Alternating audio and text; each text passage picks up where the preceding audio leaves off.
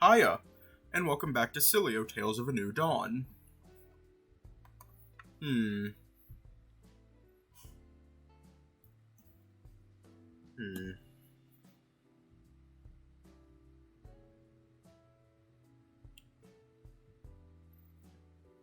Hmm.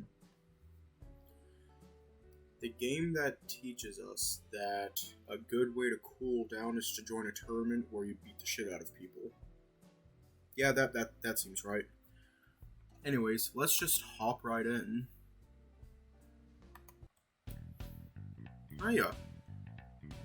The day had commenced with a phone call from Lucas, requesting my help in preparing flyers and other promotional materials for a fighting tournament that unsurprisingly sounded quite familiar to me. Oh god, that's loud. I just remember that I had my volume turned up to 80 on my computer. I was due to go in shortly and was just waiting for breakfast to be done first. Diego was in the kitchen busily cooking away while I sat on the couch while yawning my head off. I hadn't slept well at all the previous night. I had Diego on my mind constantly. Not that I minded, but I could have done with a few more hours of shut-eye. He was all I could think about, a clear sign that I was in love, and the fact that those feelings were mutual made it all the more wonderful. It wasn't some ambitious daydream, rather something more tangible. The previous night was spent imagining scenarios of how things might proceed and of the circumstances that might lead to our first kiss. Or perhaps even something else. It was early days yet, but I couldn't help but be excited about what laid ahead. The future seemed bright and I couldn't wait to finally experience it. The realization of a crush years in the making. Here we are, breakfast burgers, just like the ones you make. Diego placed a plate in front of me. Sure enough, he had presented a near replica of the burgers I'd previously made for him. You really like those burgers, don't you? I practically live for them. I don't think mine are quite as good as yours, though. They look pretty good to me. Besides, seeing as I'm sticking around, there will be plenty of time to teach you. Yeah, I really look forward to it. We sat together and shared our meals before I was finally due to leave. You're not doing anything today, right? Nope, it's a day off for me. Alright, well this doesn't sound like it'll take too long. I'll see you later, yeah? Looking forward to it. I arrived at Lucas's and immediately got to work. The sooner I began, the sooner I'd finish and have the rest of the day to myself. I had been paired with Dom this time, using a guillotine of sorts to separate several flyers printed together on a large piece of paper. Eric, meanwhile, was helping Lucas overcome his frustrations with the printer. Paper jam? Why? It was pretty fine a second ago. Oh god, is he a boomer? I've seen people get so frustrated because there was a paper jam, or there was something going wrong with technology, and they get extremely pissed off about it. So is he a boomer? You got to make sure it's in straight. It was! Eric opened a flap on the back of the printer and pulled out a crumpled piece of paper before closing the printer again and turning to Lucas. Okay, hit it, handsome. I'll hit you if you keep calling me handsome. Ooh, please do.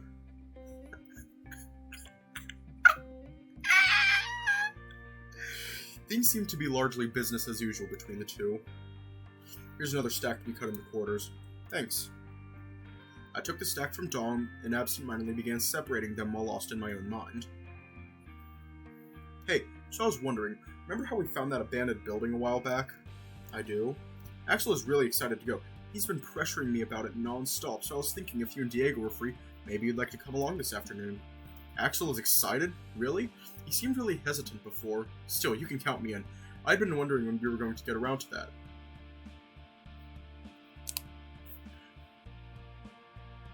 We get to poke a body with a stick.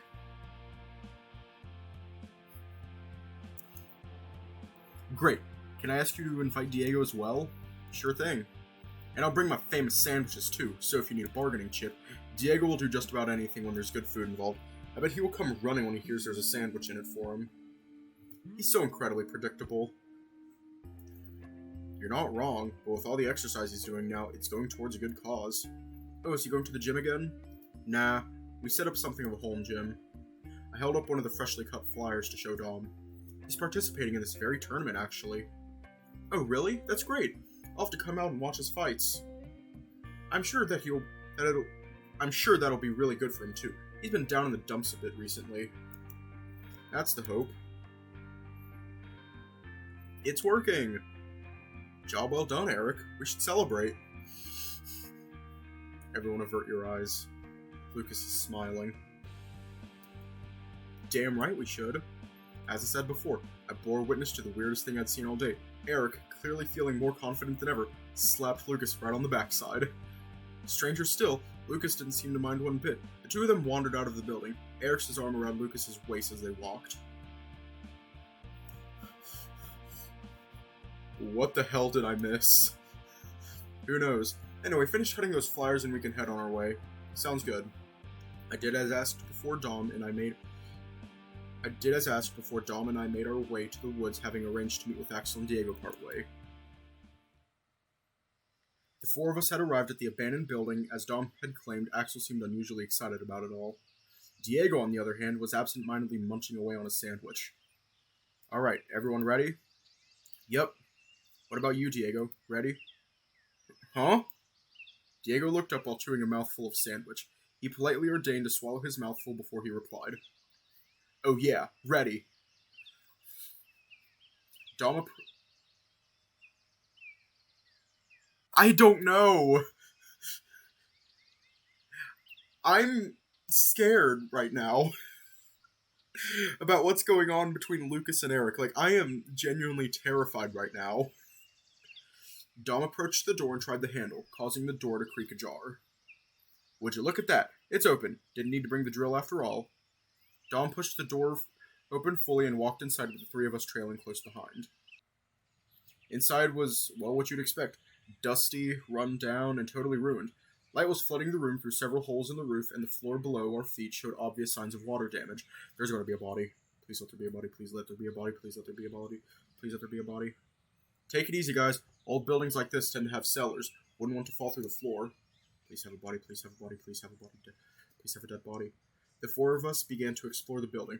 Axel pushed on ahead with Dom trailing closely behind while Diego and I went off in separate directions, curious as to what secrets the building might hide. I entered into what was likely an old bedroom.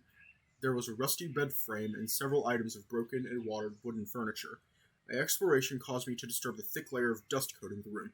I coughed several times before regaining my composure. I'd found nothing much of interest in the bedroom, so I returned to the entrance where I found Diego already waiting for me. Find anything? Not unless you're in the market for a rusty bed. The best kind! Nothing on my end either. A few old books, melted candles, some graffiti. Hey, if there's graffiti, we can't have been the first in here, right? I'd guess so. I was wondering, the last time we came here, the door was locked. Who do you think unlocked it? Diego pondered this for a moment, only to be interrupted by Dom and Axel's return. Nothing much on our end. The place has been pretty much stripped. Aiden was just thinking. Who do you think unlocked the door? That's a good point. Well, I'd say this place is a bust. What were you guys hoping to find exactly? Something interesting. I don't know exactly what. I explored an old hospital outside of Somerville a few years back. I was hoping to find a dead body, so we could just poke it with a stick. Oh yeah? The morgue had this big sealed door on it. Someone had etched "help me" into the metal on the inside. That sounds spooky. I don't think it was anything important. Probably some kids did it to screw with people like us after the place had already been closed down. Still, I wish I could have seen it. This wasn't like Axel at all. Anyway, sorry to waste your time with this place. Shall we head on our way? Sure thing. The four of us made our way towards the door. All of a sudden, Diego tripped, scaring the hell out of the rest of us. Are you okay? Yeah, but what exactly did I trip on? Looking at where Diego had fallen, I noticed a small bump beneath a moldy old rug. Diego clearly noticed this too as he lifted the rug, revealing a trap door. Aha! I knew there'd be a cellar. Yes, let's explore. Dom looked at myself and Diego, awaiting our opinion. I don't see why not. Did you guys bring torches? Nope. Neither did I, honestly. Well, I've got one, and I assume Dom pulled out a flashlight of his own. 2 lights between the 4 of us. We will manage. Diego nodded and lifted the trapdoor, revealing a small wooden staircase down to a lower level. Axel went down first, followed by Dom. Diego then made his way down, with me taking up the rear.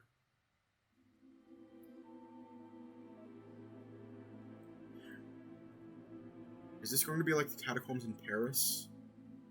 Where the bricks are skulls? Below was what appeared to be some kind of dungeon. Despite the upper floor being old, the lower level was clearly much older still, as evidenced by its cobblestone construction and iron braziers.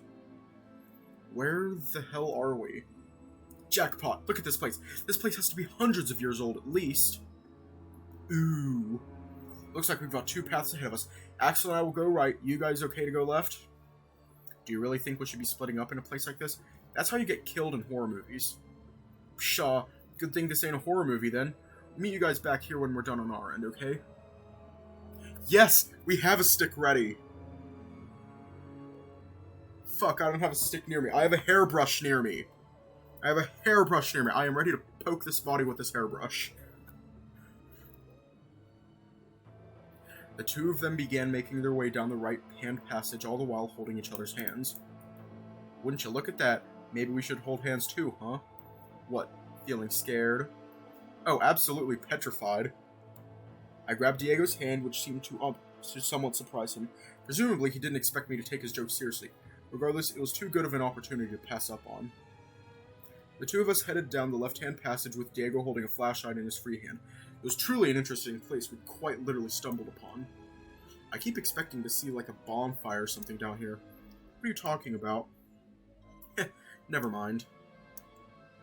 Well, I guess this is as good a time as any. Diego pulled out a bottle of spirits from God knows where and began taking swigs. Dude, where the hell did you get that from? A man never tells. Besides, nothing like a bit of liquid courage when you're exploring a scary place, right? I shook my head. Tao was right. Diego really did have a problem. The hallway ahead seemed to stretch a long way into the distance, making it drastically larger than the house that served as its entrance. Given the difference in age between the two, I wondered if the house was built to help conceal the dungeon. On each side of the path there were rusty iron-barred doors with small rooms behind them. It almost looked like their cells. Yep. What else could they be?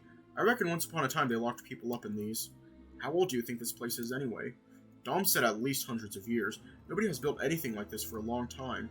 It's like Victorian era. Sheesh, just what have we found? Diego's hand pulled away from mine as he wandered over to inspect one of the cells. I shrugged and did the same with the cell opposite, only to find the door locked.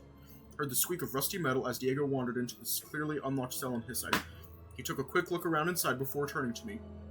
Nothing. What about over here? He raised his torch and showed it through the iron bars of the door. There were bones. Yes!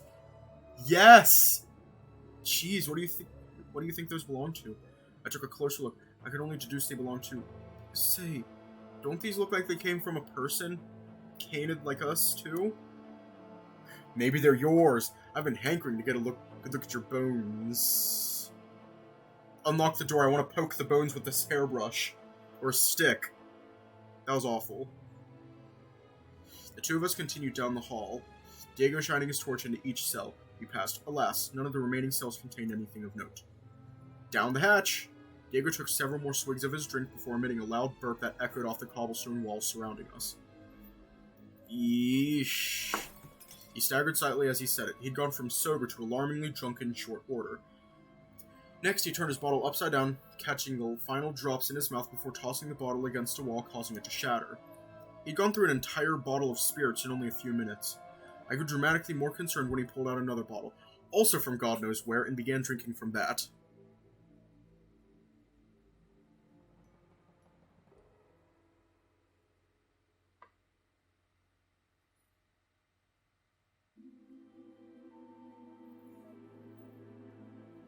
Oh god, they're in his... They're in his ass. He's hiding them in his ass. Diego, what's gone into you? Alright, it's just a bit of fun. I ain't hurting nobody. He finished the entire second bottle right before my eyes, before stumbling and falling to the ground, smashing his flashlight and plunging us into darkness as a result. Several seconds went by in absolute silence. Diego? There was no response. I reached into my pocket and pulled out my cell phone, switching on the light. Not ideal, but it'd have to do. My phone sufficed to light the ID immediately before me. What I saw, or perhaps didn't see, caused me concern. Diego was nowhere to be found. Diego? Where are you? My voice echoed off the walls of the dungeon, but I heard no response. After a few moments, however, a passageway leading to my right began growing brighter and brighter. Why would Diego run off like that? At least he was coming back now that I called him. Aiden, is everything okay? Oh, it's you guys. I, lost track of Diego. What? But he had the light. I know, he, tripped and it went out. I turned the light on my phone on and, well, I can't find him. He can't have gotten far. Let's keep moving forward and hopefully he'll turn up somewhere. We proceeded together past the point where the two paths had converged. Beyond lay several more cells, with nothing of note until we reached the end, where there was a large wooden door standing slightly ajar. With a silent nod between the three of us, we opened the door and entered the room that lay beyond.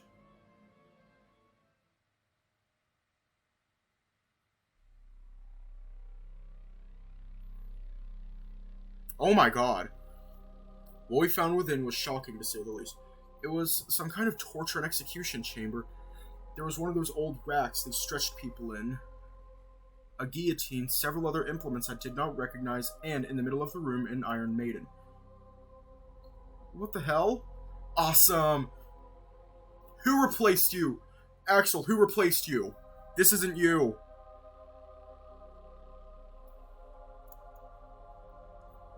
I approached the maiden and attempted to pry it open. Alas, it wouldn't budge, no matter how hard I pulled. What are you doing? I don't think we should hang around here. I know, I'm just...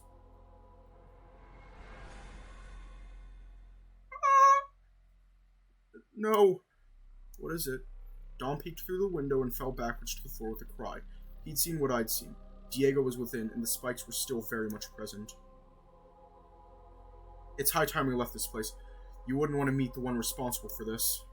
What? But what about Diego? It comes. But... A shadow began to coalesce in the corner of the room before emitting a terrifying roar. Run!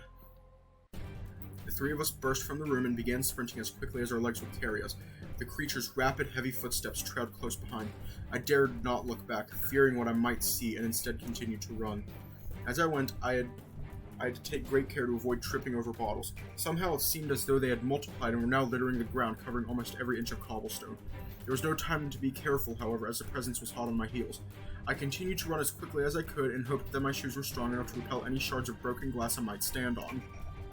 Finally, I arrived at the ladder where Dom was already halfway up and Axel was just beginning to climb himself. Climb faster, it's nearly here! Dom disappeared over the top as Axel began to lift himself onto the floor above. I jumped on the ladder as quickly as I could and began climbing, but it was too late. What's the rush? Stay a while. Join your friend.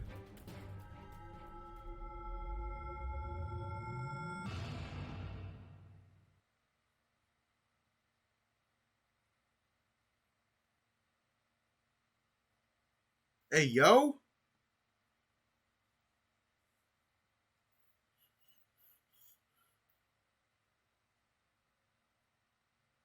Aiden, come on. Huh? There's a customer and you're sleeping at your desk. I lifted my head from the table and looked around. I was at work. Over in the corner, Lucas and Eric were fussing with the printer and the guillotine sat before me, a half-cut piece of paper resting beneath its blade. Was it all a dream? The whole thing was so real yet so bizarre. It couldn't have possibly been anything, but I must have been much more tired than I'd thought. I noticed that, as Dom had said, someone else was in the room with us, talking with Lucas in a rather subdued manner as Lucas alternated his scowl between the customer and the printer. After a brief conversation, the man turned to leave, but stopped in his tracks having spotted me. There was something eerily familiar about him. He walked over to me. Aiden, I presume? Huh? You work for Ty as well as Lucas, do you not? What a busy life you must lead. I could have sworn I'd seen him somewhere before. But I don't mean to interrupt your hard work. Please, accept my apologies. The Raven bowed courteously before taking his leave. My eyes followed him as he exited the room, then it suddenly clicked. Was it him that was following us in that dungeon? Perhaps I'd stirred in my sleep and unknowingly included him in my dream. At least, I thought it was him. Today was just too strange. I turned to Dom, who seemed considerably more unfazed than I. Who the hell's that? Oh, that's Spencer. It's rare seeing him out and about, so I'm not surprised you haven't met him yet. Huh? Any idea why? No, none. Although I believe he's an associate of Ty's. He knows Lucas by extension, I think. Not really sure how, though.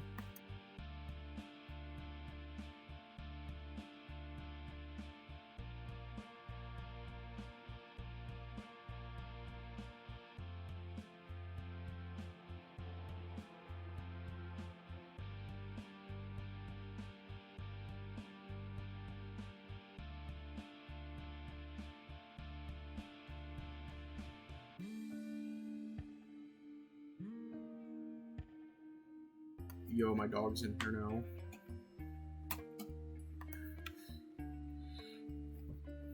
None, although I believe he's an associate of Ty's. He knows Lucas by extension, I think. I'm not really sure how, though. I made a mental note to ask Ty about this Spencer the next opportunity I had. Lucas didn't notice me sleeping, did he? I think he's a little preoccupied with the printer right now. I gazed over towards Lucas and Eric. It's working, it's... jammed. What? Yep, sorry, boss. Lucas grabbed the printer by the sides and mightily tipped it to the floor with a loud crash and the sound of breaking glass. Eric, we're going printer shopping. Roger that, hot stuff. One more word out of you and I'll punt you into the moon, I swear. Last I checked, this was a... Yeah, never mind, I'm not gonna make that joke. Wait, I didn't read that. Thank God the two of them are back to normal. Oh hey, by the way... Yeah? I managed to talk Axel into exploring the abandoned building this afternoon, so I was wondering if... Nope! Huh? I mean, no thank you. Diego and I have plans this afternoon. No, that's a shame. Oh well, I'll be sure to let you know what we find. Have fun. Don't die. We'll try not to, I guess. Whew, that was a close one. I didn't have any plans, but I prefer boredom over, well, whatever it was I just dreamed up. Real or no, I didn't want to take my chances. I took the time to finish cutting my flyers, clocked out, and left the building.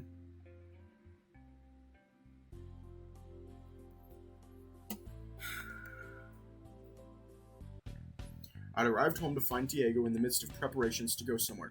Neither of us had any plans for the afternoon, so I was curious where he might be going. Where are you off to? Aiden, great timing. I was getting ready to head to Ty's. He's offered to spar with me and show me some tricks. Did you want to come? Sounds like fun, actually. Count me in. Great. Change out of those work clothes and into something more comfortable. Then let's go. I did as instructed and met with Diego at the front door before the two of us set off in the direction of Ty's. Well, this is Ty's place. I presume you ain't been here before? Well... Of course I'd been here. I suppose the cat was already out of the bag, so telling him couldn't hurt. This is where I met with Ty yesterday, and where he put me onto the whole tournament idea. That makes sense. Come on, let's not keep him waiting. Diego rang the doorbell. Several seconds went by before the door swung open. Gentlemen, good to see you as always. Shall we? We shall. Follow me. Ty led us into his house and through a small door which led us down into his basement. Great. More basements. Thankfully, this one was a lot less horrifying than the last. The basement was equipped with a fighting ring, punching bags, several varieties of weights, and multiple workout machines. Sheesh. Puts our home gym to shame, huh, Aiden? It does a little. The fruits of many years of hard labor, I can assure you. That being said, the two of you are most welcome to use it at your leisure. Now then, Diego, if you would be so kindly to enter the ring, I would very much like to see what you have got. As long as you don't fire me when I kick your ass. Diego obeyed Ty's request, and the two of them entered the ring on opposite corners. Ty counted the match in before they both began approaching one another. Once in proximity, Diego threw a couple of jabs which seemed to stop dead against hard muscle. Noticing this, Diego adapted to a different approach and tried to sweep his leg under Ty in order to trip him up. Ty stumbled slightly but managed to stay standing. Diego then tried several punches aimed at his gut and sides. Ty clearly felt these blows, but nonetheless retained composure. It struck me that Ty hadn't dealt a single blow.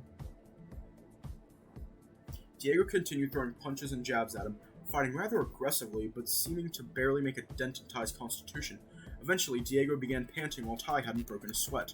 Several more minutes of this went by. Diego was breathing heavily and clearly frustrated by his inability to so much as get a response to his blows. It took me by complete surprise when Ty finally retaliated with a leg sweep of his own, sending Diego toppling to the floor where Ty pinned him down. I am victorious. Looks to me, though, there is plenty that I can teach you. Shit. The two of them exited the ring and approached me. That was good, Diego. Well done. What the hell, man? It's like you barely felt it. Diego poked Ty's belly, causing him to flinch. I believe I'll have some bruises in the morning. Really? Indeed. It seemed Ty had felt it after all. Was it a strategy? Take a beating and let his opponent tire themselves out? While Ty certainly took most of the damage, it won him the round. An opponent such as myself fights very conservatively. I am not small enough or fast enough to evade, but I am big enough to take quite a few hits. You see, should I not respond, the average opponent will grow frustrated. This causes them to overexert themselves and thus become vulnerable. It is a strategy that had served me well, but certainly one that takes a toll on my body. Sorry if I was a little rough. Please, I would not have invited you here if I thought you were going to take it easy. You are quite strong as things stand.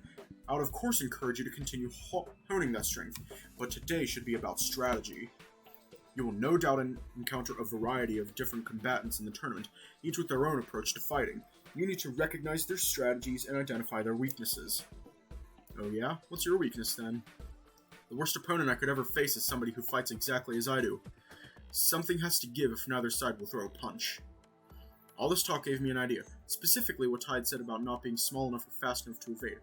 I was by far the smallest person in the room. I wondered, hey Ty, mind if I take this next round against Diego? I was unaware you fought. I don't, but it might be fun? Are you sure? I don't want to hurt you. You're assuming that you can. Forget what I said. You're going down. Take care not to rough him up too much, Diego. Diego and I both entered the ring. Ty gave us our countdowns before we closed the distance between us. Diego was fighting more cautiously than before. Perhaps he learned something, or perhaps he was holding back. Whichever it was would be his undoing. He took his first swing, which telegraphed by the movement in his right arm. I deftly slipped out of the way before bouncing back in the opposite direction to avoid him swinging from the other side. Diego scowled. Next, he prepared a sweep, which I dodged by hopping over his leg as it came beneath me. This time, a grin spread across Diego's face, causing me to grow somewhat concerned. He followed this up with several jabs, each easily evaded.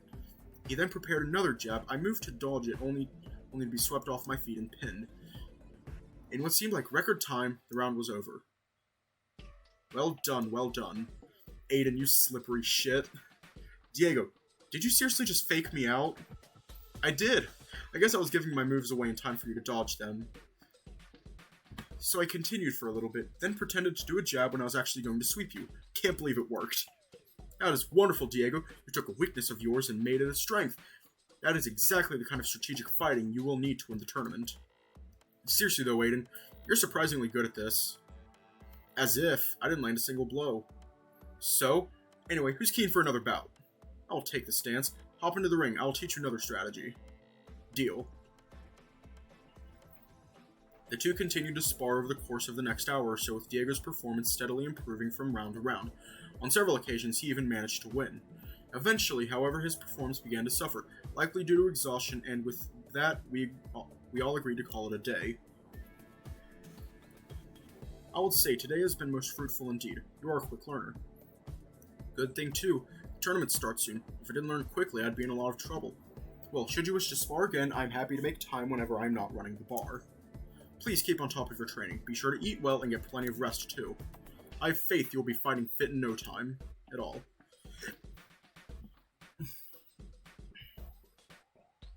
Karate Kid just came to mind, like the 2007 Karate Kid. Where it's like, hang up your jacket, drop it, pick it up, drop it, pick it up, hang up your jacket. Thanks, Ty.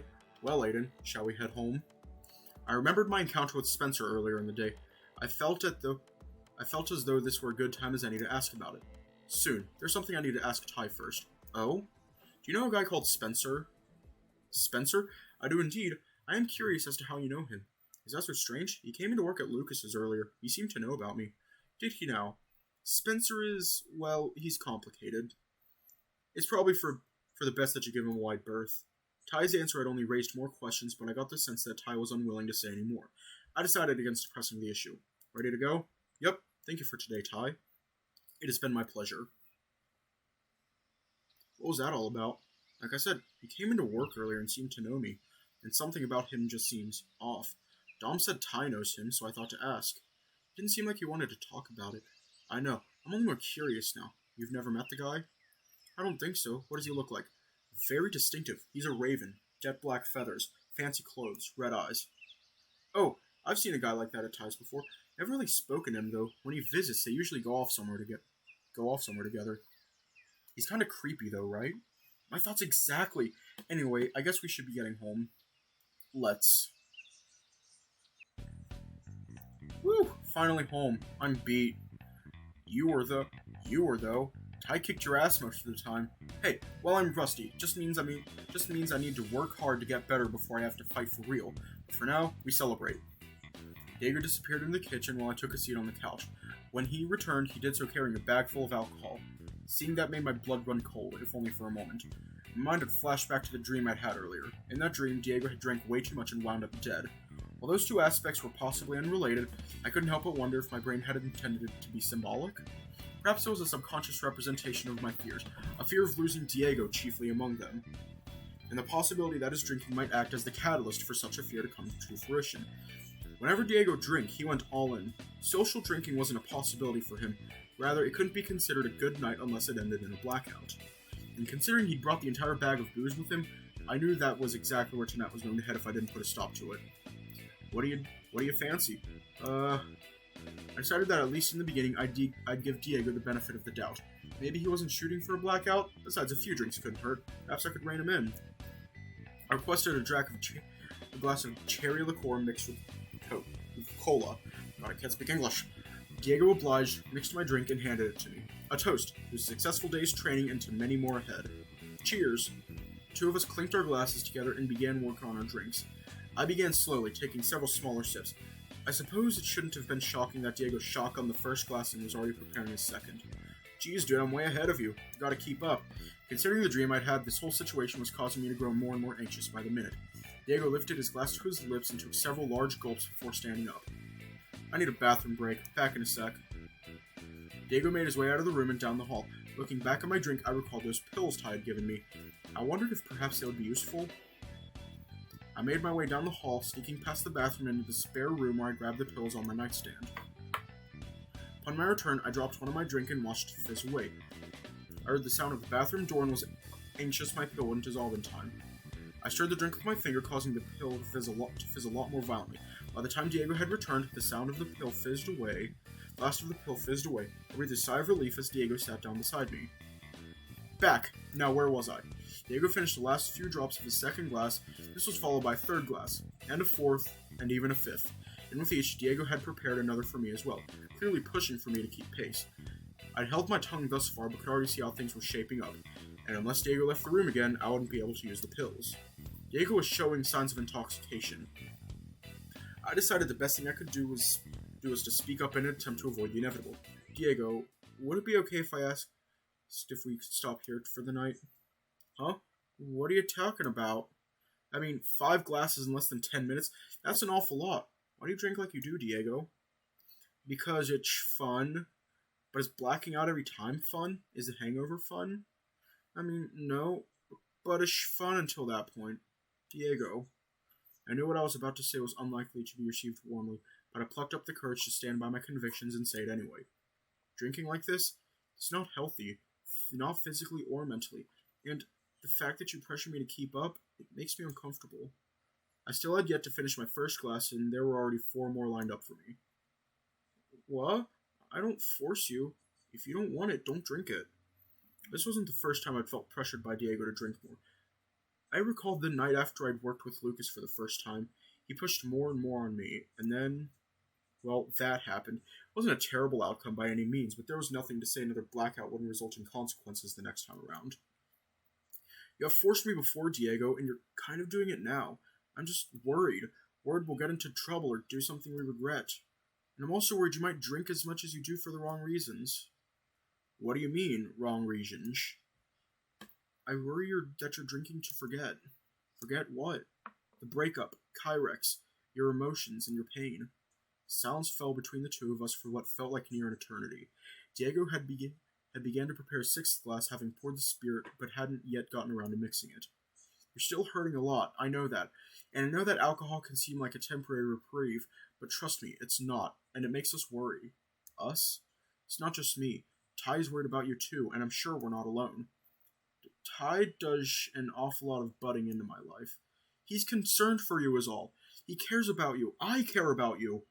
Diego picked up the glass and took the shot straight before turning to me. I'm sick of everyone else thinking they know what's best for me. I'm dealing with this in my own way. It's nobody else's business. Diego's mood had grown somewhat sour.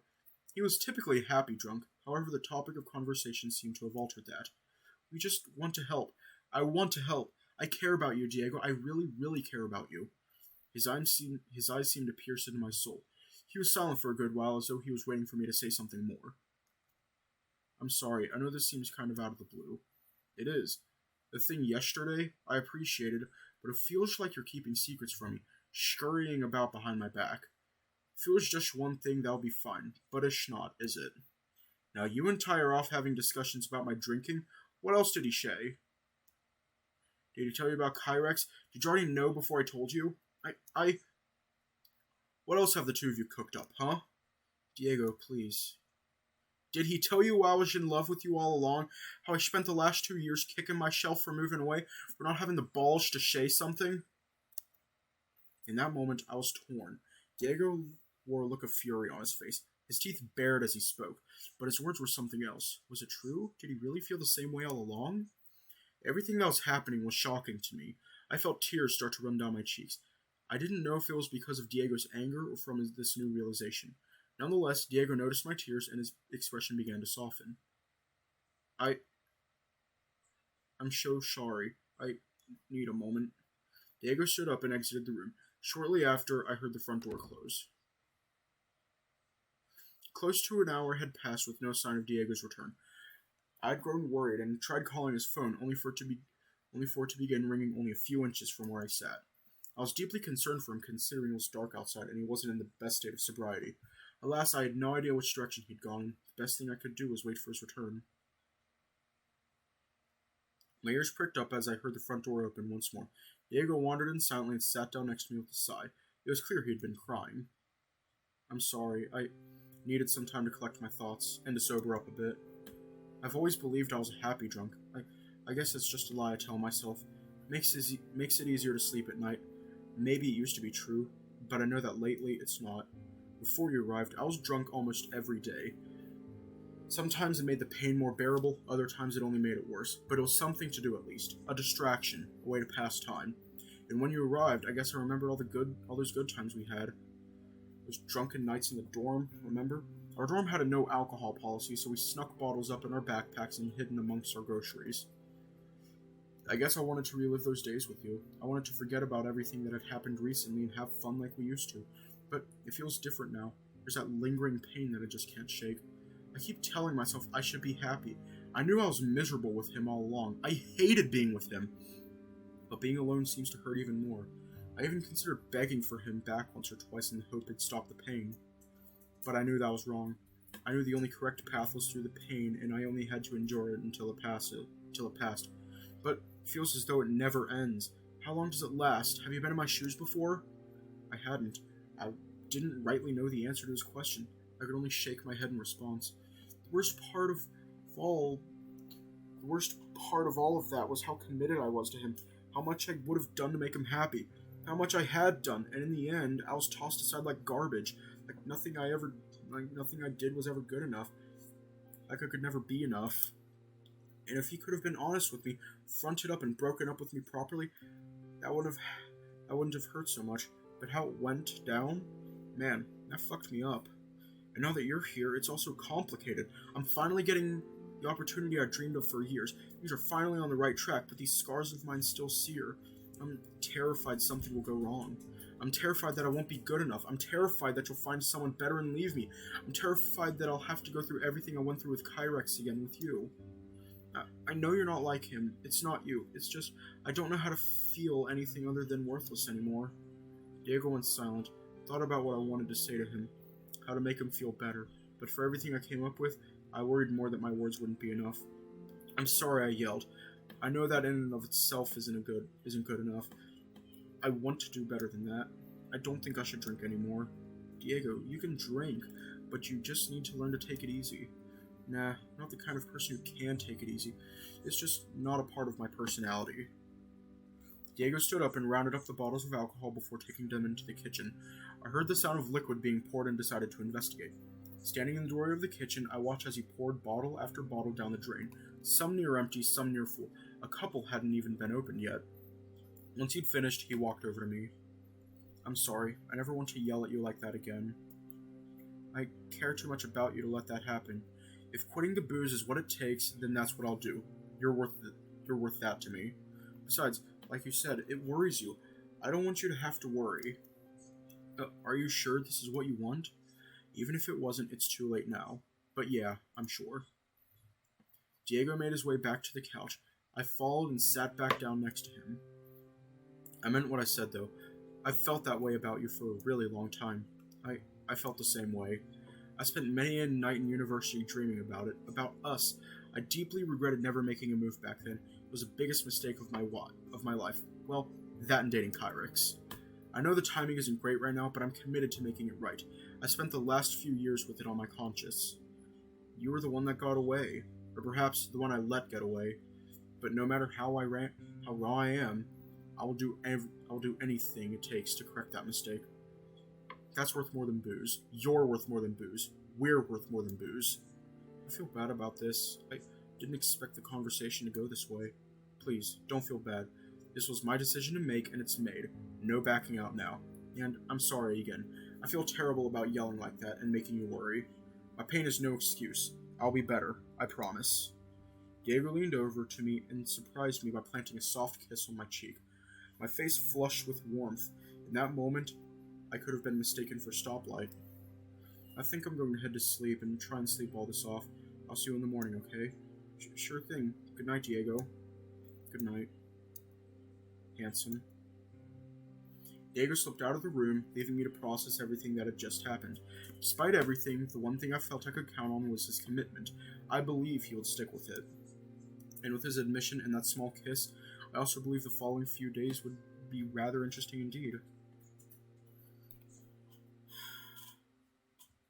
My heart. My big gay heart.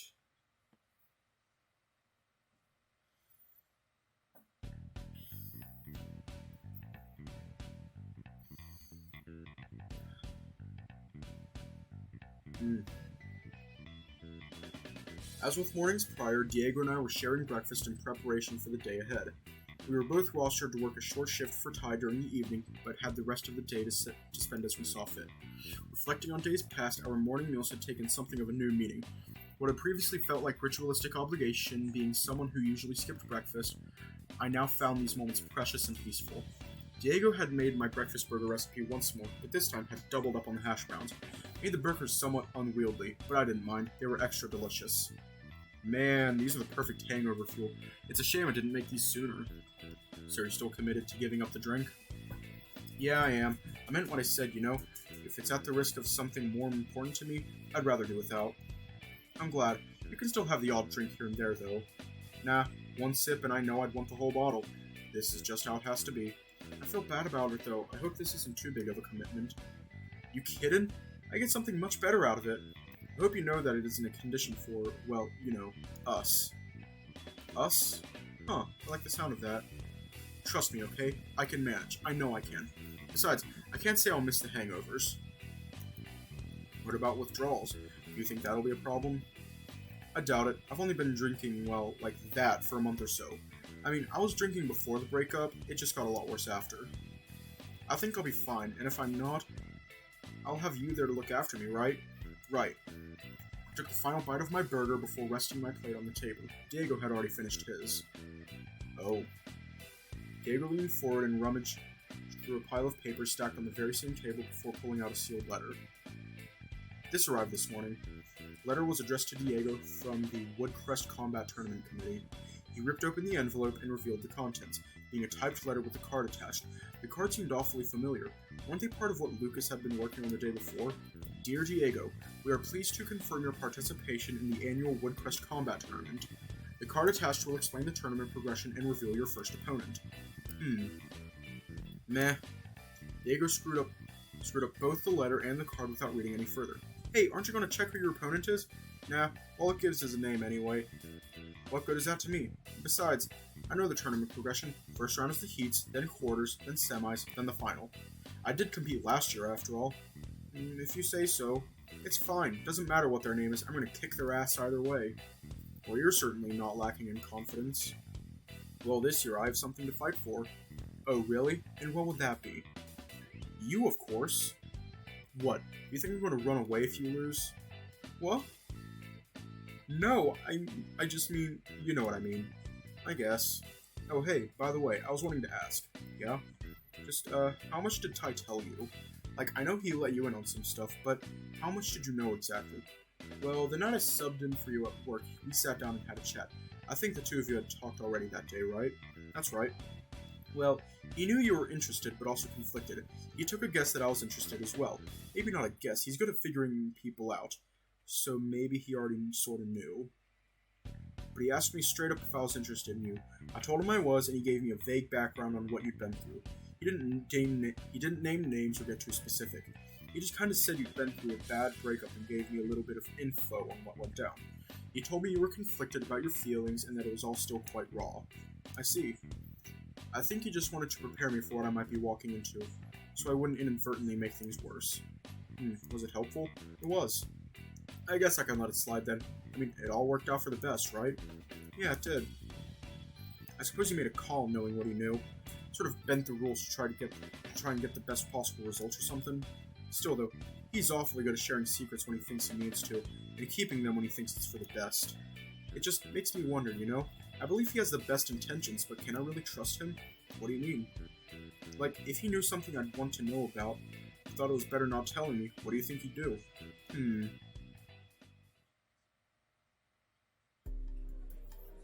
Ah, lovely. Sparkles as though it were new. I'd not long opened the doors for the morning, and in the absence of customers, made a point to clean behind the counter most meticulously. Having shined the taps, I moved on to the liquor cabinet, facing all the labels forward and ensuring each bottle lined up perfectly with the next. After all, what would a classy establishment be without top-notch presentation? As I was placing the finishing touches on the liquor, I heard the entry bell sound. At last, a customer! I promptly spun around to greet them. Welcome to Ty's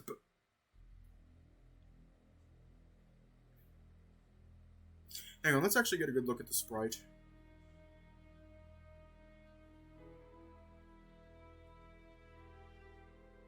I should have done this earlier, but Montgomery Gator, is that you? Venmo me $100, then we'll Montgomery Gator lemonade. A customer, perhaps, but not one I was so inclined to welcome. Were you going to finish that sentence? I suppose I am not. If you're here for Diego, I am afraid he is not present. I figured. Truth is, I was actually hoping to talk to you. Me? Yep. So I'm sure you know placements were announced this morning. Indeed.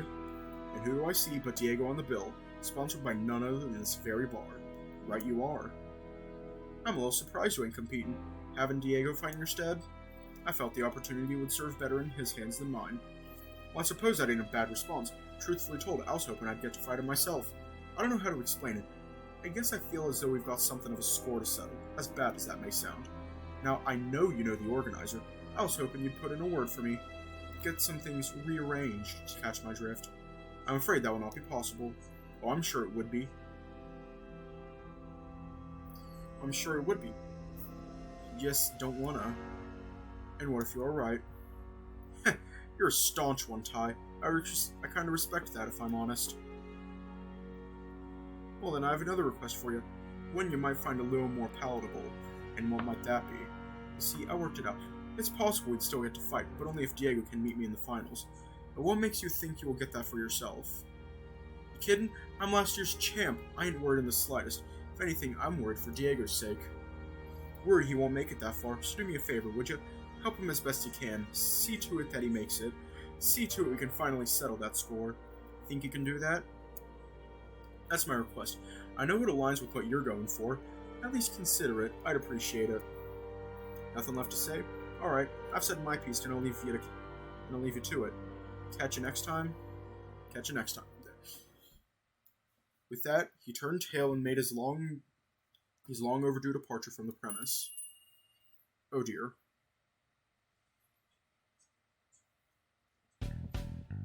So, what do you think? I don't rightly know. I think I think it'd be situational, at least. If not telling you would achieve better results in the long run, I think that's what he'd choose. It's almost as though this is some kind of game to him. I don't think that's completely true, nor entirely false.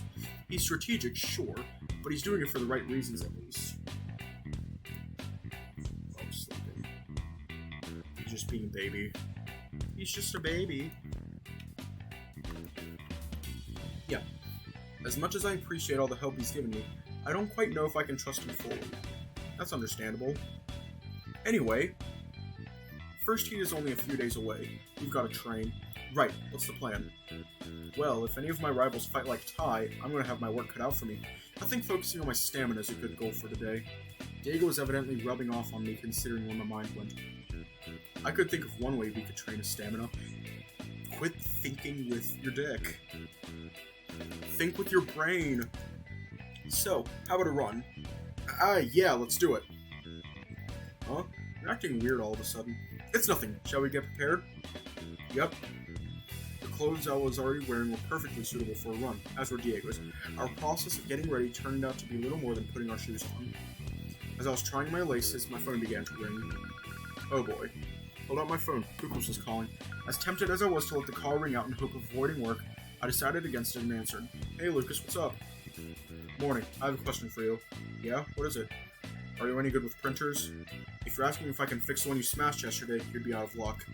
No, that's in the dumpster already. Just this thing. I mean the new one turned up today, but I can't get the damn thing to work. Oh well, Diego and I are heading out for a run now. If you don't mind us being sweaty, we can stop by along the way and take a look.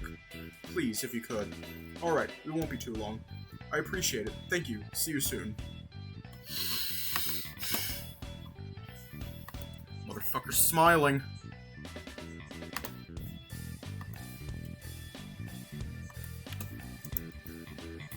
So, where are we going? Lucas can't get his new printer working. He was asking if we could help. Man, I ain't no computer whiz. It's alright, Lucas has the technological literacy of a starfish. I'm sure it's something simple.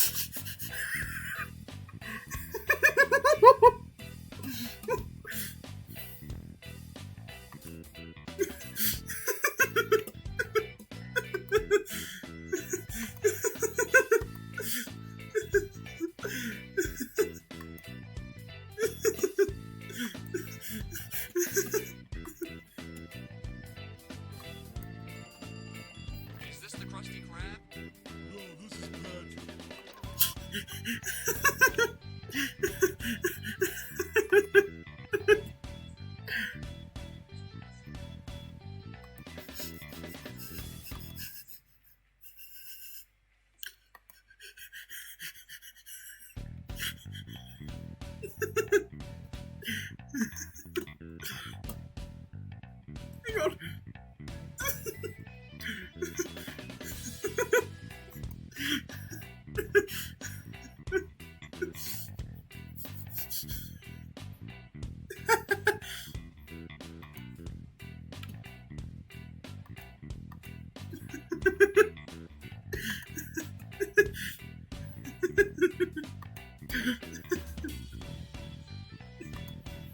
It's alright. Lucas has the technological literacy of a starfish. I'm sure it's something simple. At least we could take a look. Well, if you say so, shall we? Yep, let's go. Before long, we'd run all the way to Lucas's office where he was waiting for us. Ah, you made it. Good, come with me. Lucas led us to the new printer, a model eerily resembling the old one, albeit with a new paint job. Interesting choice. Is this the Krusty Krab? No, this is Patrick. But that's all I can do. I am not good at impressions, except like that one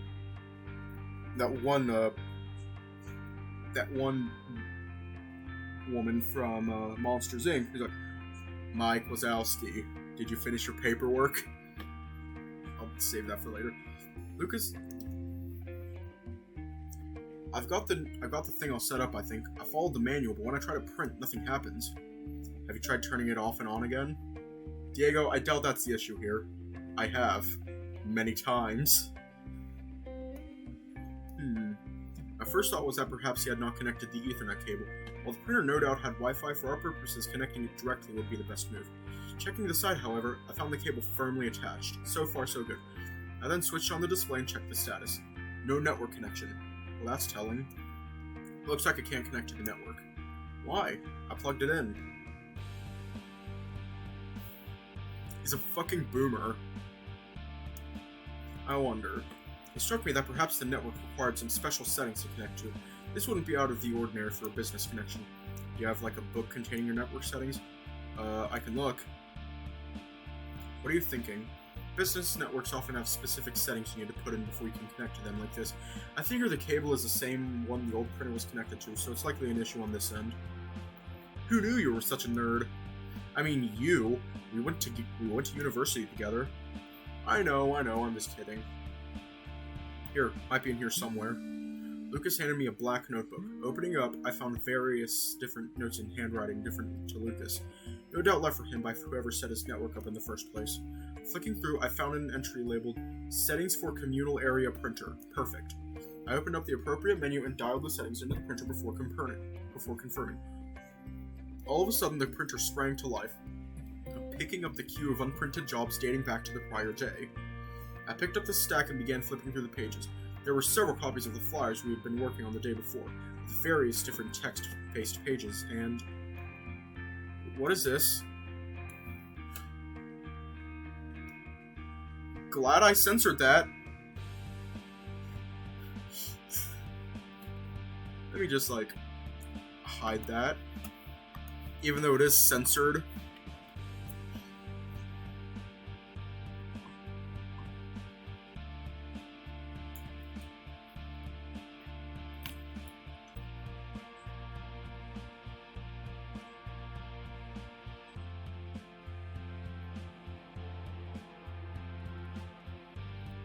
Ugh.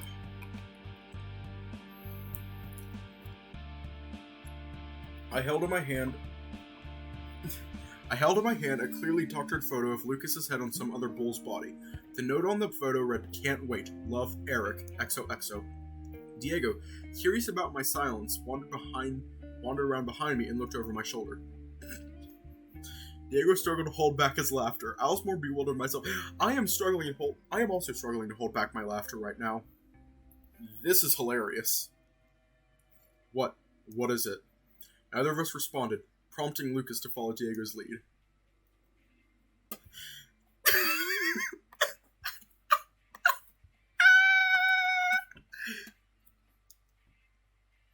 Eric! I'm gonna kick his ass when I next see him. Nice Speedo. That is not me. Mine don't even have a star on it. Mine don't have a star on them. Hold on a second. Let me check something real quick.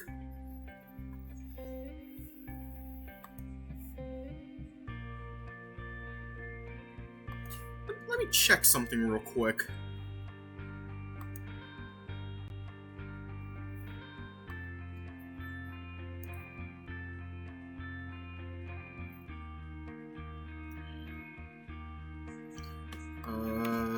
Hang on.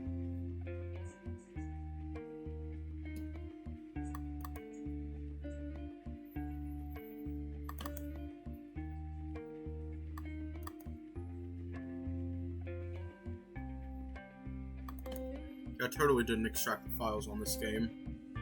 I definitely extracted the files of this game.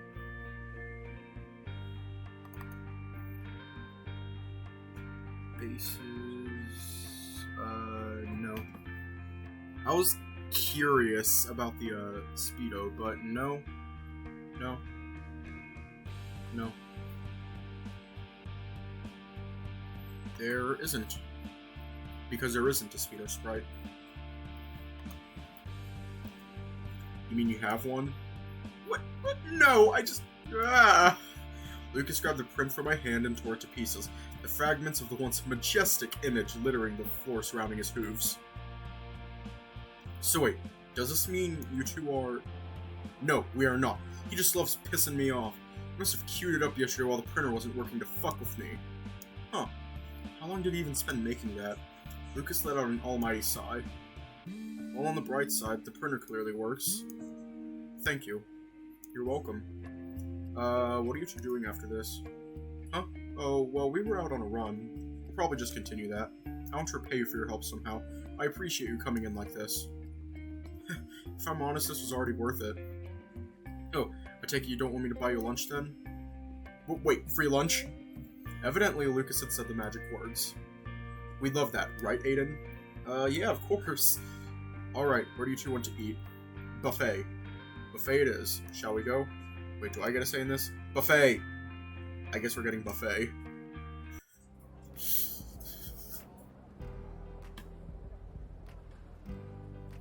The three of us arrived at the food court, thankfully only a short walk from Lucas's office. Diego had made a beeline for the buffet like an excited puppy while the two of us desperately tried to keep pace. At least we were getting our cardio for the day. Diego began loading up the largest plate as usual. He started with a pile of noodles and some fried rice. Next up was a sweet and sour pork, followed by a sizable pile of spring rolls. Lucas looked somewhat dismayed by Diego's food selection, opting to step in and set him right. You're taking part in the tournament, are you not? That's right. That's a lot of carbs, isn't it? Huh? You'll just be undoing a lot of your hard work eating like this. I'd put some of those noodles back, or maybe the rice. Ditch the spring rolls. Egg foo young is great protein, so grab some of that. Hey, you can't just... Diego stopped mid-sentence, taking a moment to analyze Lucas's admittedly impressive physique. His face sank. Okay. Clearly realizing Lucas knew what he was talking about, Diego began returning some of the food on his plate to the serving trays. The scowling lady behind the counter looked more displeased with each passing moment. Is the fried chicken okay? Slightly seasoned, so it should be okay. Just not too much. It looks so sad.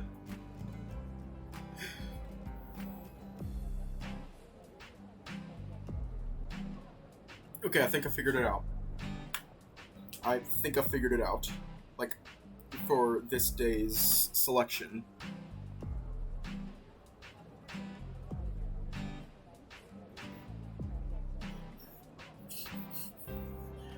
I think I figured it out. He's the tough but lovable dad who loves to keep people in line. He is the, he's the, one kid who's just sad about everything, and we're the uncle who's just watching it all unfold. Diego defeatedly loaded a couple of drumsticks on his plate. He then turned to the platter containing the honey chicken. He turned a sad gaze to Lucas, who shook his head firmly. Diego let out a small dismayed yelp before moving on. Having seated ourselves at a table, the three of us began eating our meals. Diego's plate closely resembled Lucas's, while mine would have been more like what Diego would have chosen if Lucas hadn't set him straight. I felt bad for Diego, but Lucas was right. Nutrition was as important as his training in the lead up to the competition. I take it you received your confirmation this morning, Diego? That's right. I see. Do you know who you are up against? Dunno, didn't look. What do you mean you didn't look? I guess I want it to be a surprise. That's foolish. What if you'd faced them last year? Perhaps you'd know what to expect. If I remembered them now, why wouldn't I remember when I went to fight them? Oh well, keep up your training and I'm sure you'll do fine. Hey, how did you know Diego was in the tournament, Lucas? Ty had already told me. That and his name was on the confirmation letters we printed yesterday. Does that mean you know who he's fighting? Well, I didn't recognize the name. I think he's a newcomer. That's a relief, I think. By the way, it's been a while since you called me for help. What's up with that? We haven't had a lot of big projects lately, and the few times I could have used your help, you were already working with Ty. Ah. That's right, you're on Lucas's books, aren't you? Yup. Diego was eating his food with considerably less gusto than usual. I could only assume the lack of honey chicken had taken the wind out of the sails. How are you two getting on anyway? Huh? What do you mean? Aren't you, like, dating or something? Are we? I guess we kinda are, huh? I guess we hadn't really put a label on it yet. Oh, sorry if I overstepped. It's fine, Diego's right. We are, sort of. I guess we just haven't made it official or anything yet. I see. Well, congratulations. There's that fucking smile. This man, right here. Hang on. Let me, like... Hold on. Hold on. I'm sorry, but you smiling is illegal. He's not allowed to smile. Because it is terrifying. It is terrifying and scary, and I don't like it. I see. Well, congratulations. Thanks. Oh, wait. How did you... Did Ty tell you that, too? He was vague, but more or less, yes. Damn it, Ty. So, how's business been, Lucas? Business? Well, it's been acceptable. I have a few strong contacts who are keeping the lights on. That sounds dire. You might be right. What's going on? It's nothing for you to worry about. We're managing. Just a little trouble with a rival firm, that's all. We've never mentioned it. Lucas doesn't seem the mentioning type. Well, a few months back, this firm opened their doors. They're offering all of the same services we do at a significantly lower price. It's made it tough to compete at times. Really? How do they offer it so much cheaper than us? With shoddy workmanship, shoddy workers, and shoddy planning. As I understand it, they picked up your ex after I sacked him, Diego. Huh? Kyrex? Boy, they made a mistake there, huh? The mention of Kyrex's name seemed to take another blow at Diego's mood. You're right. Cutter is an absolute fool. Cutter? The boss over there. He's a total scoundrel and an idiot to boot. If that's the case, it sounds like you don't have too much to worry about, does it? Surely your reputation for quality will see you through. If we can keep the doors open that long, it's really taking a toll. Thankfully, contacts like the one from Spencer have been a huge help. Diego's ears pricked up at the mention of Spencer's name, as did my own. I thought for a moment, perhaps asking Lucas about him would yield some results. Hey, Lucas? Yeah? What's the deal with Spencer, exactly? Everybody I've asked so far either doesn't know or won't say. Lucas pondered for a moment before answering my question. I don't think it'd be my place to say. Have you asked Ty? I have. He didn't say anything useful. Then I'm afraid I cannot say any more. Why is it that nobody will talk about him? Is he dangerous? Spencer is complex. Ty already said that much. You said we've got a project from him, right? Is he involved in the tournament somehow? Lucas looked somewhat defeated by my question. Well, yes, he is one of the organizers. But look, don't worry about Spencer, okay? At least tell us if we should be scared of him. Scared? No. But I suggest leaving the matter alone all the same. His story is not mine to tell. What on earth was the deal with this guy? Well, I hope the two of you enjoyed your meal. Thank you, and for the advice too, I guess. I know you're right. It's just a tough pill to swallow. Well, it's very grown up of you, Diego. Yeah, shut up. You're welcome. I've got a few things I need to do, so I hope you don't mind me taking my leave. Not at all. Thanks for the lunch, Lucas. My pleasure. Oh, and not a word about Eric's little surprise to anybody. You hear? Don't worry, our lips are sealed.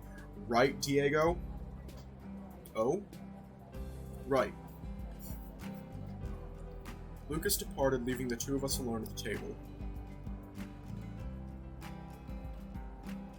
Sheesh, what is the deal with that Spencer guy? I have no idea. Do you reckon he's mafia or something? I don't know. If so, first I've heard of a mafia around here. Do you think he's extorting Ty and Lucas? I suppose we can't rule that out. But if none of them are willing to say anything, our only option would be to ask Spencer himself. That could be a bad idea if he is mafia. Yeah, maybe we should just forget about it. Curiosity killed the cat and all that. Or Husky, in your case. But yeah, I'm super curious. But this all seems a little shady. Letting it slide might be for the best. Ooh, what if he seduced Ty into spilling his secrets? Are you mad? Don't worry, I was joking. Well, at least Diego's mood had improved. Oh hey, seeing as we're at the mall, do you mind if I went and ran a few errands? No problem. I'm sure I can find something to keep me busy in the meanwhile. Sweet. I'll let you know when I'm done and we can finish our run back home, yeah? Sounds good. See you soon. Diego got up and walked away, disappearing into the crowd of people occupying the mall. It looked as though I had time to burn. I now had to decide how I wanted to spend it.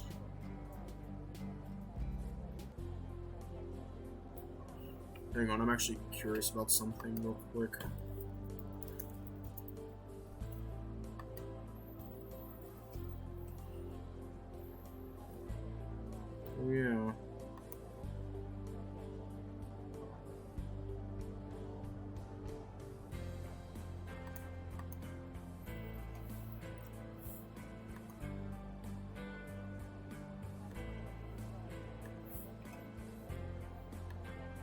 Yeah, I was just curious about something.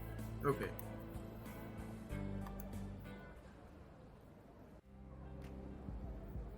I decided, seeing as I was already in the mall, a visit to the arcade would be an excellent way to burn time. After all, it would be a good opportunity to get some practice on Overtake 5000. I still had yet to clear the advanced track. Perhaps someday I would be skilled enough to conquer the expert course as well. Entering the arcade, I was hardly surprised to run into Axel once more. It seemed almost like the arcade was a second home at this point.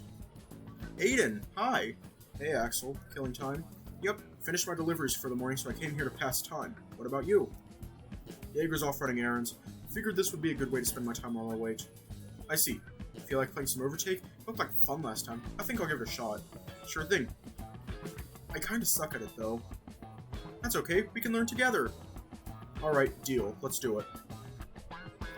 We seated ourselves in the bucket seats and inserted our coins. Being player 1, the choice of track was mine. Knowing of Axel's inexperience, I settled on the beginner track. Alright, let's see if I can remember what Dom told me. So I think manual is faster if you know how to do that. He does kind of... he gives me those kind of vibes too. Kind of like how in extracurricular activities, Darius is important to all the routes. To all the routes.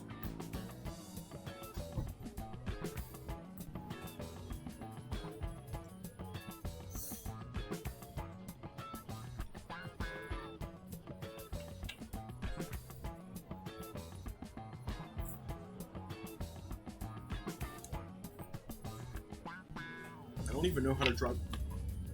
No, fuck. I don't even know how to drive a real car. But wait, don't you do deliveries? Who drives the truck? Self-voicing disabled. I'm not alone, you know. You're the only one who ever gets out. You're the only one who ever gets out? Yeah, I wish you'd help sometimes. You really ought to have a word with your boss about that. Anyway, choose automatic. Right pedal to accelerate, middle pedal to brake. Ignore the third one, that's the clutch. You only use it on manual. Okay. Try not to crash either. It'll damage your car and it'll go slower. What do I do if I accidentally crash it? There's a pit lane by the starting line. Only use it when you have to. There's fuel and tire wear, so keep an eye on those. On this race, you can get away with only pitting once at the end of the 10th lap, I think. You don't sound so sure. I've only played this once. I see. We'll find out. The race commenced, and the two of us took off from the starting line, leaving smoke and tire marks in our wake. The first 15 seconds of the race went without issue until Axel underestimated the final corner, colliding directly with the wall and causing visible damage to his car. I'm not very good at this. Yes! I'd crossed the finishing line on the final lap with precious seconds to spare. Sadly, Axel had run out of time several minutes before and had dropped out of the race. You did it! Well done. Thanks. You did pretty good once you got that corner down. I reckon you'll be able to win the race in no time. I think I'm getting the hang of it. What was that sliding thing you did? Drifting? If you slam the brake, turn hard, and then go full throttle, you'll go sideways. If you get the speed right, it's a good way to get around that tricky corner near the end of the lap. I see. What are the other courses like? Harder. This one's mostly an oval, so it's fairly easy. The others have a lot more corners and are very difficult. You can give it a go if you'd like. It might be better if I practice on the first one a bit first. Shall we go another round then? Yeah. We finished our second race with a comparable result to the first. This time, Axel had made it to the 18th lap while I shaved a few seconds off my time. You're improving. Thanks, so are you, I think. If we keep at it, I'm sure we'll master this game in no time. Maybe we'll even beat Dom's record. He'd be so mad. I felt my phone buzz from within my pocket. Checking it, I saw a text message from Diego. Red, I'm all finished. If you're done whatever you're doing, come find me in the food court. Well, it looks like Diego is done with his errands. It was nice playing with you, Axel. Likewise, I had fun. See you when I see you, Axel. Bye.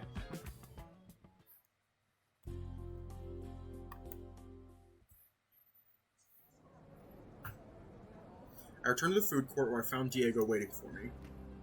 Hey, sorry about that. Hope you weren't bored. It's alright, Axel was hanging out at the arcade, so we played a few games together. Oh yeah? What'd you play? Played some Overtake. I'm getting better at the beginning stage at least. I doubt you'll ever beat Dom. He's ridiculous. Maybe one day, if I practice enough. Anyway, it's getting kinda late. We've got work later, remember? Yeah, let's finish our run home and get ready. At least it's a short shift. Exactly. Diego and I arrived at the bar, ready to start our shift. Ty was behind the counter mixing drinks. Evening, boss. Good to see you, boys. It has been quiet so far, so I doubt we will be swept off our feet. Good to hear. What are we doing? I'm happy to work the kitchen tonight if you want to tend the bar. Aiden, do you mind being cashier? Not at all. Lovely. Sing out if you need me. Yes! Cruisy night. Don't know how I feel about mixing the drinks, though. Oh yeah, that's a good point. Did you want to switch? Ty gave me some training on the bar, so I'm sure I can manage. I'd be fine with that. Clear it with Ty first, though. I made my way back into the kitchen and approached Ty. Hey, Ty? What is it? Would you mind if Diego and I switched places? I suppose that would be fine. Might I ask why? Well, he's quit drinking. What? Really? Yeah. How on earth did you convince him to do that? Actually, he made the decision himself. Long story short, he got a bit drunk last night, things got a little rocky, and he decided I was worth quitting for. How sweet. I am most pleased to hear that. Yes, I think it would be best if you switched then. Lovely work, by the way. I can't take credit for that, but thank you anyway. Well, swap away. I'll be here if you need any help. Thanks. I returned to the front of the building and took my position at the bar. I saw there was one order waiting. Whiskey and cola on the rocks. Easy. Took a scoop of ice cubes, measuring a shot of whiskey before adding it to the glass and topped it off with cola straight from the tap. I then delivered it to the appropriate table. So far, so good. Much of the night had passed and had thus far been uneventful. I had no difficulties with the most of the orders, although I needed Ty's help with the first pina colada. I was cleaning the bar when a voice in front of me spoke up. Might I request your top shelf whiskey neat? Sure thing, I look up at the customer and, having recognized him, stopped dead in the middle of my sentence. Is something amiss? No, let me get that for you. I turned away, grabbed one of our top shelf whiskeys. It was nearly $30 a glass. Spencer clearly had no concern for expenditure. Looking over, I could see Diego watching Spencer from the corner of his eye. He was as curious as I was, but I doubt either of us had the guts to ask Spencer any questions. I poured his whiskey and handed it to him. Much obliged. Took a delicate sip of his drink, and a subtle yet wry smile spread across his face. Ah, yes. Ty knows fine liquor like no other. Forgive my intrusion, but he is working tonight, yes? That's right. At your convenience, please inform him of my presence. I wasn't busy, so I nodded to Spencer and made my way back into the kitchen. Ty? Yes? Did you forget the pineapple juice again? No, Spencer is here for you. Oh. Then I shall greet him post-haste. The two of us returned to the bar together, where Spencer sat patiently awaiting my return. Spencer, I wasn't anticipating a visit. I apologize for the spontaneity. No need for apologies. Please, come with me. Spencer finished the final drops of his drink before handing his glass to me with an appreciative nod. He then stood up and met with Ty behind the bar before I followed him out back in the direction of his office. Well then, that was weird and unexpectedly cordial. But I guess if he was Mafia, he'd want to keep it on the down low, right? I don't know, this whole thing is really weird. Yeah. It was around an hour before the two would return. They would emerge from Ty's office behind the kitchen and split without a word once reaching front of the house. Spencer would quietly leave without a word spoken. I apologize for that having taken so long. I hope the two of you coped without me. Don't sweat it. We had barely any customers. That is good to hear. Maybe not so for business, but you know what I mean. Well, it is about closing time, shall we? Yup. Diego made his way around the store, stacking chairs and tables as I locked up the front door and flipped the sign to read closed. Ty cashed up the register, and once all was said and done, we gathered together once more behind the counter. Oh, Diego, I hear you had decided to quit drinking. Yep, that's right. That is wonderful. I'm rather proud of you. Thanks.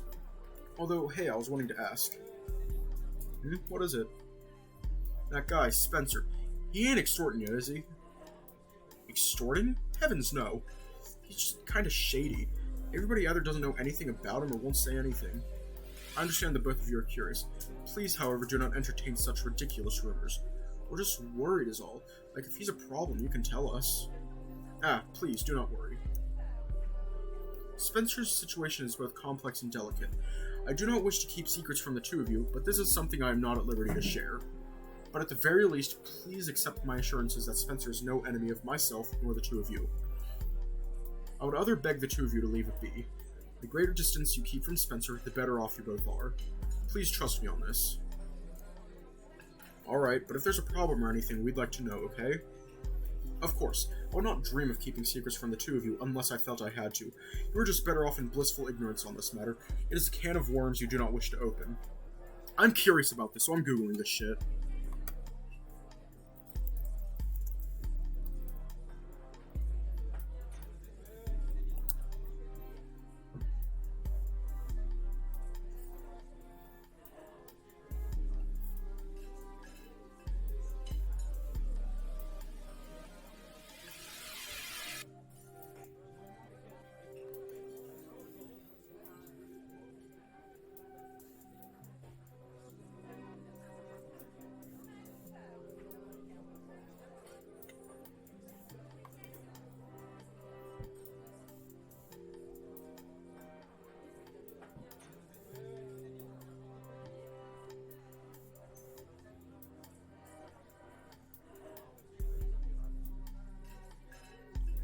Okay, I just googled it, and nothing came up. I guess he's important to Ty's route. But not one that endangers any of us. That alone, I can assure you. Fine, we'll leave it be. But what if he comes in again like he did tonight? Offer him your finest service. He will most likely be looking for me, so be sure to notify me on his arrival. Gotcha. Well, thank you both for your work today. Please be safe on your journey home. We will. The two made their departure from the premises, leaving me on my lonesome. I reflected on my own words, that I would not dream of keeping secrets from them unless I felt I had to. Was I making the right choice with Kyrex? Was Diego truly better off not knowing? After all, his forfeiture of the tournament would undo everything Aiden and I had been working towards. Not to mention the likelihood of them both making the finals being rather slim indeed. On one hand, Kyrex's confidence could be his undoing. On the other, Diego has had little time to prepare. Perhaps it would all work out for the best. But I still could not shake the feeling I was betraying their trust. And with the matter of Spencer joining the fray, I was worried this scenario was going to become somewhat unmanageable. How does one explain such a complicated situation? I could only hope they would be true to their word. After all, any involvement with Spencer would only bring misfortune. I know this all too well. The two of us finally arrived back home, taking off our shoes and collapsing side by side on the couch. So, what do you think? Should we just leave it alone? Oh no, I'm certain we definitely will. Ty made it sound as though it were in our best interest. Maybe heeding his advice would be for the best. True. Still, I can't help but be curious. Nor can I. Heh, maybe she got that Eric guy to seduce him. Maybe then he'll spill his secrets. Him? He couldn't seduce the frosting off a donut. Here's another weird reference. What has gotten into you? Anyway, I feel sorry for Eric when Lucas catches him. I don't. After that stunt he deserves whatever's coming his way. I won't be able to get that side out of my head for weeks. The two of us spent some time chatting that evening, discussing the events of recent days. The situation between Lucas and Eric seemed to be growing more and more complicated by the day. Was Eric truly just messing with him, as Lucas had said, or did he actually think something like that was going to work? Either way, Eric was no doubt going to get a grilling the next time he looked. Honestly, I hope I called in so I could see it. It was too hilarious to pass up. As for Spencer, was Ty telling the truth about him? Was he nothing to worry about? Perhaps he was right, but the secrecy painted another picture entirely. And something that he said bothered me in particular. You were just better off in blissful ignorance on this matter. It is a can of worms you do not wish to open. Just what was going on with this guy? Alas, I doubted Ty was going to tell us, and I knew better than to poke my nose further where it already wasn't welcome. Our only option was indeed to leave it alone. Perhaps in time we would find out. After a long discussion, both Diego and I retired to our respective rooms. It had been a busy day, and sleep was a most welcome treat.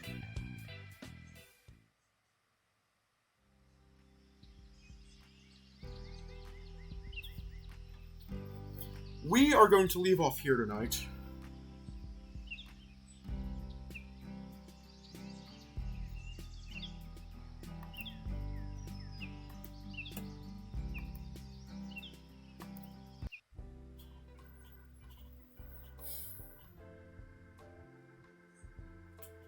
I'm actually curious what's in the gallery, so I'm going to hide this window and check out the gallery, because I don't know if it's safe. Okay. Yeah, I made the right choice.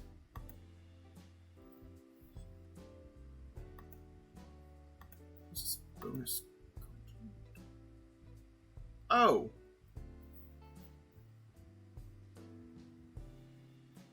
Okay.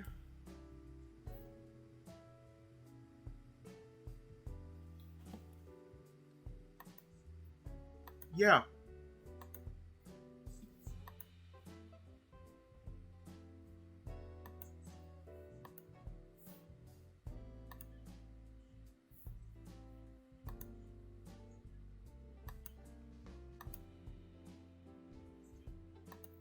Yeah.